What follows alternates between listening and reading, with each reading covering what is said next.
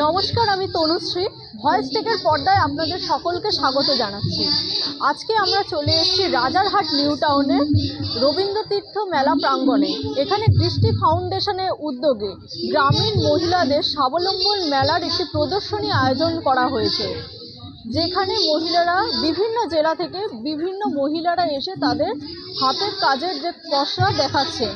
চলুন এক নজরে দেখে নেওয়া যাক কি কি মেলায় এখানে আয়োজিত হয়েছে।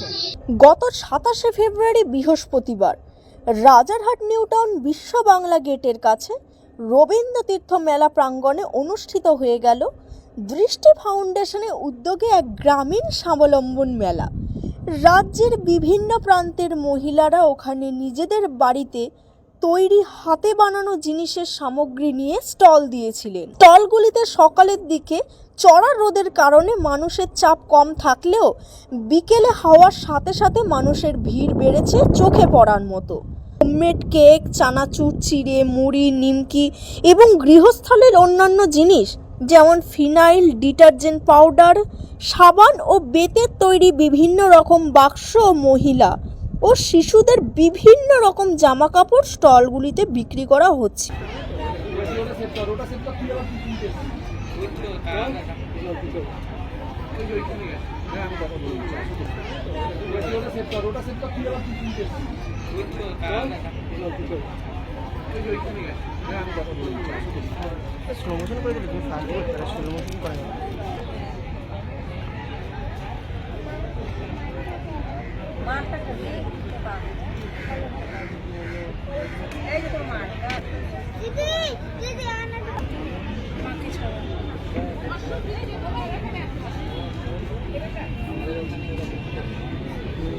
¿Qué? Que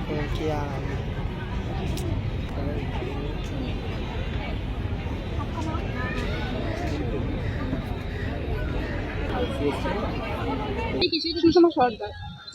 আপনি কোথা থেকে এসেছেন? আমি ক্যানিং থেকে এসেছি। আচ্ছা, আপনারা এটা কতদিন ধরে এটা করছেন? এটা 1 বছর হচ্ছে আমার করছি। 1 বছর হচ্ছে। আচ্ছা, এই দৃষ্টি ফাউন্ডেশনের সাথে কতদিন ধরে যুক্ত আছে? হ্যাঁ, 1 বছরই যুক্ত আছি। আচ্ছা, আজকের দিনে এই অভিজ্ঞতাটা যদি একটু ভাগ করে নিতেন আমাদের সকলের সাথে, কিরকম লাগছে আজকে এই অনুষ্ঠানে এসে আপনারা যে এটা করছেন? কিরকম কি লাগছে? ভালো লাগছে এসে। আমরা মানে এই জায়গাতে আসতে পেরেছি। আমরা দৃষ্টি আমাদেরকে আমাদের গ্রামে গিয়ে দৃষ্টি আমাদেরকে এই সার্ফের ট্রেনিংটা দিয়েছিলেন। আচ্ছা, এই ডিটারজেন্ট পাউডারের আমরা প্রথমেই এই ট্রেনিংটা সব 10টা মেয়ে মিলে এই ট্রেনিংটা নিয়েছি। তো আমরা এই ট্রেনিংটা শুরু করেছিলাম 10টা মেয়ে মিলিয়ে। আমরা 50 টাকা থেকে এই ট্রেনিংটা শুরু করেছিলাম। আজকে আমরা 8,000 টাকা প্রফিট আনতে পারছি এই ট্রেনিং আমরা করে। আপনারা এমনি খুশি? হ্যাঁ হ্যাঁ, ভালোভাবে চলে? হ্যাঁ হ্যাঁ, আমাদের কোনো সমস্যা না, কোনো সমস্যা নেই। আচ্ছা ম্যাম, আপনার নাম? আমার নাম মৌসুমী দেবনাথ। আচ্ছা, আপনি কোথা থেকে এসেছেন? দক্ষিণ দিনাজপুর। আচ্ছা, আপনি যে কতদিন ধরে দৃষ্টি ফাউন্ডেশনের সাথে যুক্ত আছেন? আমি দৃষ্টি ফাউন্ডেশনের একজন এমপ্লয়। আচ্ছা আচ্ছা আর আমার যে বৈভবীরা এই স্টলটা দিয়েছে তারা মিটিং এ আছে। আচ্ছা তাই আমি এই টাইমটুকু আমি স্টলটা সামলাচ্ছি ওদের। আচ্ছা আচ্ছা, ওদের এটা শুরু হলো কিভাবে? মানে আপনারা কিভাবে সাহায্য করেছেন? আমরা বৈভবীদের সাহায্য করেছি। আমরা প্রথমে দৃষ্টি আমাদেরকে ট্রেন করেছে, আমরা বুঝেছি দৃষ্টির ব্যাপারে। তারপর আমরা গ্রামে গিয়ে, আগে আমরা বৈভবী খুঁজি না, আমরা গ্রামে গিয়ে আগে যারা গ্রামকে উন্নতি করতে চায় সেরকম মানে লোকদের খুঁজি। সেই লোকরা যখন জোগাড় হয়ে গেল তখন সেই লোকরাই গ্রামের মহিলাদের বলবে যেরকম দৃষ্টি এসেছে, এনজিও থেকে এসেছে, তারা এগুলো ট্রেনিং দিবে, তোমরা কি নিতে ইচ্ছুক? তোমরা তারা নিজেরা স্বাবলম্বন হতে পারবে। নিজেরা মানে হাজবেন্ডরা তো করছে, তার সাথে যদি এরাও 20 টাকা বা 50 টাকা হেল্প করতে পারে তাতে সংসারের একটা হেল্প হয়ে যাচ্ছে। তখন এরা রাজি হয়ে যায়। তখন দৃষ্টি থেকে একটা স্বাবলম্বন সমিতির একটা বাণীকে চুজ করে, যে বাণী এই গ্রুপ করে এই যত মেম্বার আছে মেম্বারদের জোগাড় করে তাদেরকে ট্রেনিং দেওয়া হবে। এবার বাণী যদি কিছু জানে তো জানলো, যদি না জানে তাহলে বাইরে থেকে ট্রেনার নিয়ে আসা হয়। যে ট্রেনাররা মনে করো এই যে ক্লিয়ার প্রোডাক্ট, এই যে রুমালের উপরে হ্যান্ড প্রিন্ট, এই ব্যাম্বো প্রোডাক্ট যারা তৈরি করতে পারে তারা এসে তখন ট্রেন করে তাদেরকে, তারা শিখে যায়, তারপরে তারা তৈরি করে তারা তখন মার্কেটে সাপ্লাই দেয় সবকিছু। এবার এই জন্য এটাকে আরো ডেভেলপ করার জন্য আমরা জেলায় দৃষ্টির থ্রুতে একটা মেলা করছি। আমার নাম সন্দীপ চক্রবর্তী। আচ্ছা, আপনি কোথা থেকে আসছেন? আমি কলকাতা শহরেরই বাসিন্দা। আমার বাড়ি লেক টাউনে। আচ্ছা, আপনি কোন দৃষ্টি ফাউন্ডেশনের কোনো ব্যাংকের? আমি দৃষ্টিতে কাজ করি, আমি দৃষ্টির national head for banking division. আচ্ছা, কোন পজিশনে আছে? National head. National head. আচ্ছা আচ্ছা, এখানে কতদিন ধরে যুক্ত আছেন? আমি দৃষ্টি সংস্থার সাথে আছি অ্যাপ্রক্স 4.5 years। আচ্ছা, আপনার অভিজ্ঞতাটা কি এখানে? কিভাবে দৃষ্টি শুরু একটা হলো? কোম্পানি, আমি যতটুকু দৃষ্টিতে কাজ করে আমি বুঝেছি, দৃষ্টি একটা কোম্পানি যে 27টা স্টেটে কাজ করে, বিশেষ করে গ্রামীণ মহিলাদের তাদের যে স্বাবলম্বনের ক্ষেত্রে, স্বাবলম্বন একটা বিরাট বড় জিনিস। সেক্ষেত্রে যেটা দৃষ্টি কাজ করে, প্রথমত তাদেরকে কিছুটা স্কিল ডেভেলপমেন্টের উপরে কাজ করায়। যে দেখুন, প্রত্যেকটা মহিলার মধ্যে কিছু না কিছু গুণ থাকে। আমরা আমাদের বাড়িতেও যে মহিলারা আছে তাদেরকেও দেখি, তারা অনেক কিছু কাজ করতে পারেন। আমার ওয়াইফ বলুন, আমার মা বলুন, আমি দেখেছি ছোটোবেলা থেকে সে সেলাইও করতে পারেন, রান্নাও করতে পারেন, অনেক কিছু করতে পারে। কিন্তু ব্যাপারটা হচ্ছে যে ভার্সেটাইল ট্যালেন্ট তাদের মধ্যে থাকে, সেই জিনিসটাকে কখনো তারা কমার্শিয়ালিজভাবে জিনিসটাকে তারা আনতে পারেন না। অর্থাৎ আমার ওয়াইফ বলুন বা মা বলুন, হয়তো বাড়িতে ছোটোখাটো একটু জামা কাপড় সেলাই করছে বা কিছু করছে, যে সেলাইটা করছে সেটা কি তারা মার্কেটে কোনো জায়গায় সেল করতে পারবে?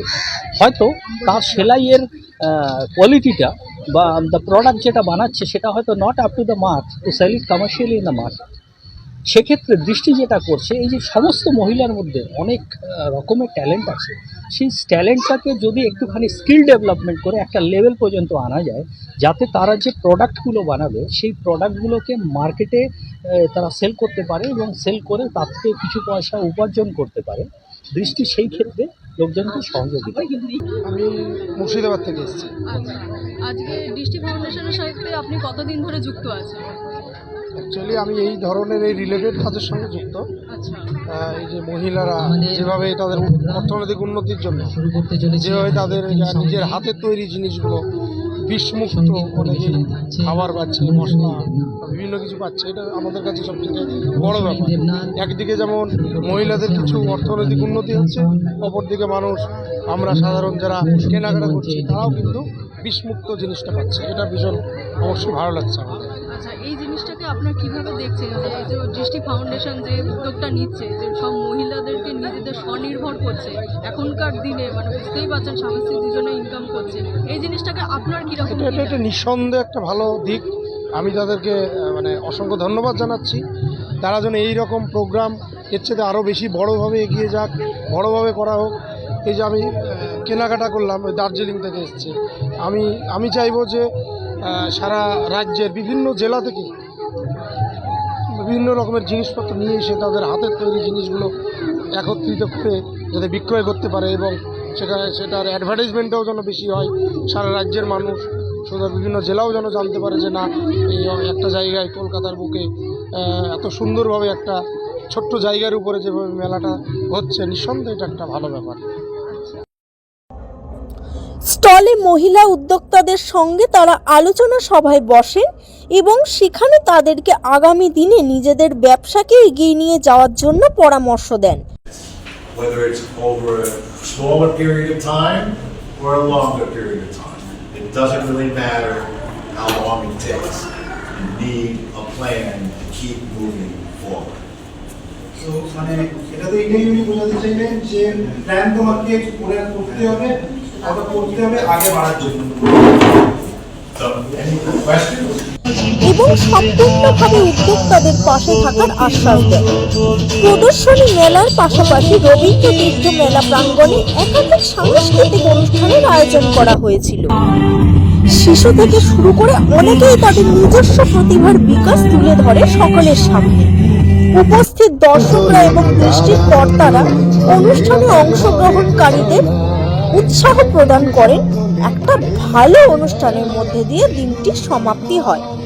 উপস্থিত দর্শক ও দৃষ্টি ফাউন্ডেশনের কর্তারা দিনটিকে উপভোগ করেন দারুণভাবে।